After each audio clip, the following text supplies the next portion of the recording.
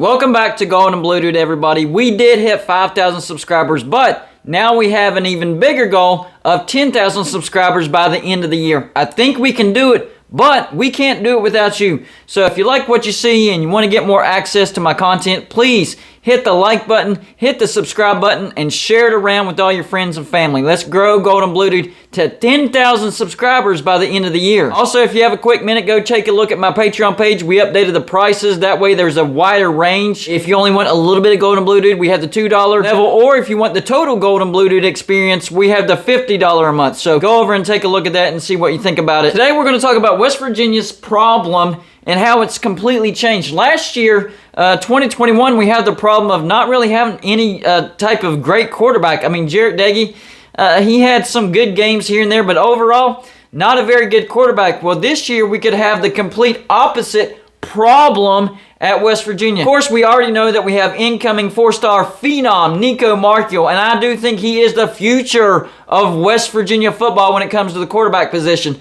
But now we could have some decent backups to go along with Nicco Marchiol, because if you think about it, that's a tall order to throw a true freshman in as starter in game one. So if he could kind of learn behind somebody and kind of ease into that starting position, that would be best case scenario. Now, if we have no other choice, of course, we will start Nicco Marchiol. So what are the other options out there? Well, Jackson Dart, the transfer out of USC, he's off the board. He's not coming to West Virginia. In fact, I think he's going to Ole Miss. I could be wrong, but I think it's Ole Miss. Then there's Tyson Bagent. He's the quarterback out of Shepherd University. 6'3", 215 pounds. In 15 games this past year, 5,000 passing yards and 53 touchdowns. Now, he has come out and said that he's not leaving Shepherd. He loves it too much, but there could be an offer that he receives that he could not pass up, and he has entered the transfer portal. So that's a good sign, and West Virginia is interested in Bagent, and people are saying Bagent is interested in West Virginia. In fact, they're saying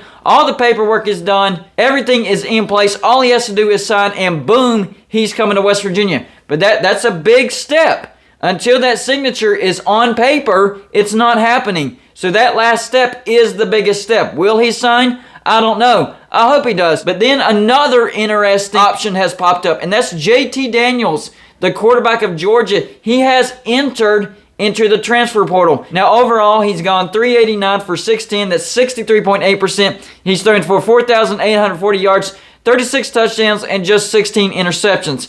I know that 4,840, that's not a lot over 4 years, but he hasn't played 4 full years, the injury bug. And that would be my main concern with J.T.Daniels if he came to West Virginia, that injury bug. But having said that, if he could start at least 3-4 games and Nicco Marchiol gets warmed up, eases into the starting quarterback position, that would be great. I'm okay with that. But as far as J.T.Daniels coming to West Virginia and being the future West Virginia, no. In fact, I think he has 2 years of eligibility. That's not a very long time. I know, remember whenever we got Will Grier, he was a great addition to West Virginia, but he didn't help build West Virginia because he was only at West Virginia for 2 years. So it's great to get transfers to fill an immediate need, but when you're trying to build a program, you can't keep relying on transfers. And that's the biggest issue that I had with Dana Holgorsen at West Virginia. He was not able to recruit at a high level at West Virginia. Neil Brown is already recruiting at a high level for West Virginia. I mean, don't compare him to Alabama because that's apples and oranges. But for West Virginia, Neil Brown is recruiting at a high level. So I'm hoping we don't take the Dana Holgorsen route and try to build a team off transfers. That's impossible. It takes up scholarships for your recruiting class. It's nice to get transfers to fill needs, like Lynn J. Dixon, the running back from Clemson, filling the Letty Brown need. I think Tony Mathis is going to be a solid running back, so I'm not worried about our running backs. And we're recruiting at a decent level at the running back. So it's okay to get transfers to fill needs, but it's not okay to get transfers to build a team around. And that's where Tyson Bagent and J.T.Daniels comes into play.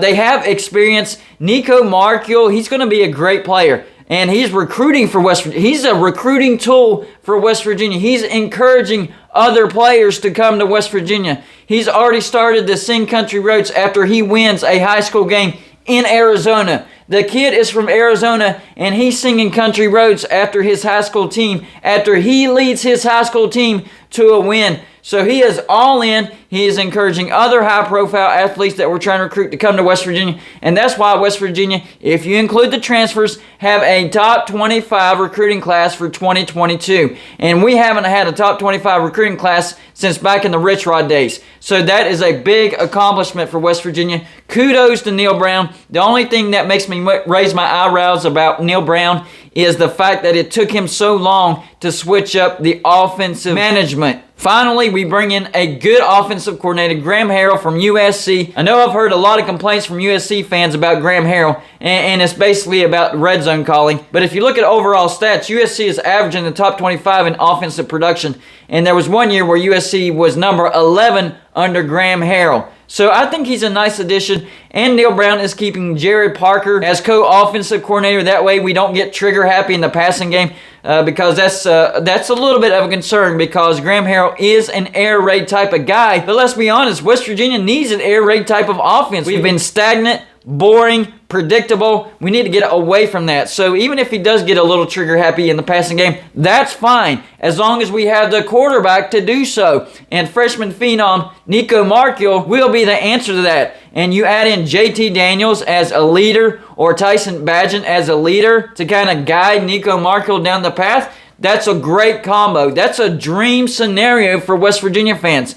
So it's crazy how things can change from one year to the next. 2021, we had one of the worst offenses in the nation. Predictable, boring, couldn't move the chains, put our defenses in a position to where they had to win the game. And that's the crazy thing. Our defense lost most of its production from that elite 2020 defense, and it was still pretty good. It wasn't elite like it was in 2020, but it was still pretty good. So I'm not worried about the defense for West Virginia. I think we're going to have a top 10 defense in Morgantown in 2022. It's how big of a step forward does our offense take in 2022? Well, we're recruiting at a high level. We're looking at some high-level transfers. So the quarterback position is looking like it's going to be in a much better place than it was in 2021. So I'm excited. I hope my fellow Mountaineer fans, you're excited as well, because I do see massive improvements. Hopefully in the future, whenever we do see issues with any type of situation, whether it's running backs, offensive line, defense, quarterbacks, wide receivers, whatever the case may be, when you start seeing a problem, make the decision quickly. That's the only knock that I have on Neal Brown.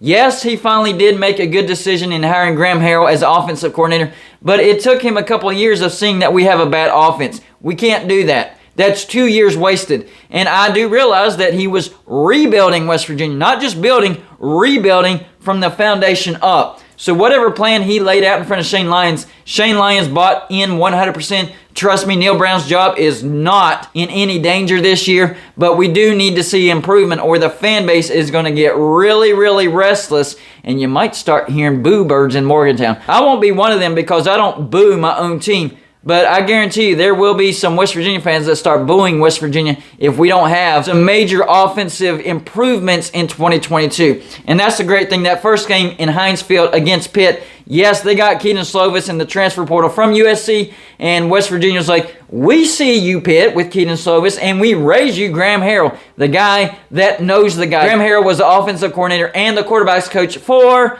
Keaton Slovis. So there's no other person as far as related to football that knows Keaton Slovis more than Graham Harrell. So I'm honestly not worried about the Pitt game now. Before we got Graham Harrell, I was like, oh man, Kenny Pickett is gone, but now they got Keaton Slovis. Well, I think Graham Harrell will neutralize that. And as a West Virginia fan, we can directly relate to that, because one of our guys went over to Minnesota for the bowl game, and it looked like they knew our plays. So I think that's going to be in our favor. That advantage is going to be in our favor when it comes to the Backyard Brawl. Super excited about the Backyard Brawl. So y'all let me know what you think about West Virginia's quarterback situation. It's actually a good problem compared to a bad problem from the year before. We're going to have Nicco Marchiol. And yes, Garrett Green is coming back. And yes, Will Crowder is coming back. But we could also get Tyson Bagent in the transfer portal. Or, not too far of a stretch, J.T.Daniels from Georgia. I mean, one of our guys, Tyke Smith, he transferred to Georgia. So why not the other way around? A Georgia guy, J.T.Daniels, transfers to West Virginia. I'm okay with that. I'm not sure how likely that is to happen, but it is a possibility. A very important offseason for West Virginia football. We'll see how it unfolds, but I will say this. it's off to a great start. We're doing exactly what we need to do in the offseason to get better. We recruited at a high level. We made some coaching changes. We're going in the transfer portal to try to get some high-level transfers. This is so far an A-plus offseason for West Virginia. Now, hopefully, we can fix that offensive line. That's the last piece to the puzzle. That's all I got for this show. Like and subscribe if you haven't already, and I'll see you on my next show.